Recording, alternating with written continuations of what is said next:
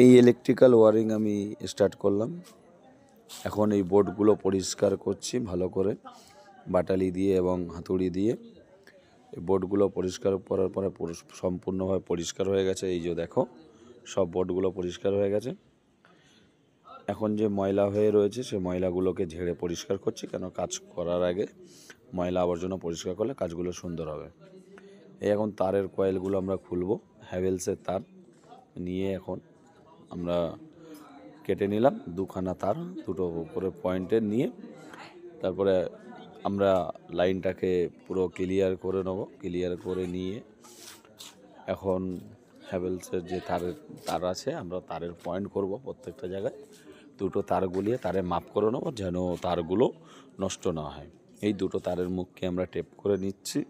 Tape করে নেওয়ার পরে আমরা এখন এই পয়েন্টে যাব। পয়েন্ট থেকে মেন বোর্ড যেখানে যাবে সেখানে তারটা টেনে নিচ্ছি, এই ঢোকাচ্ছি উপরে, একাই করছি। এই করে নিয়ে নামলাম, লেবে এখান থেকে তারের মাপটা করে নিলাম। করে নেওয়ার পরে এই তার চলে গেল। তার চলে যাওয়ার পর ওই দিকটা সামনে চলে যাবে, কেন তারটা যেন নষ্ট না হয়। অনেক সময় দেখা যায় তার 2-4 কয়েল থাকে, তার থেকে কমের জন্যে তারগুলো নষ্ট না হয়, ওর জন্যে তারটাকে টেনে করে দেওয়া হলো। টেনেই মাপ করে নিলাম ফ্যান ক্ল্যাম্প অবধি। ফ্যান ক্ল্যাম্প অবধি হয়ে যাওয়ার পরে এখন যত সুইচগুলো আছে সব সুইচগুলো গেঁথে নিচ্ছি।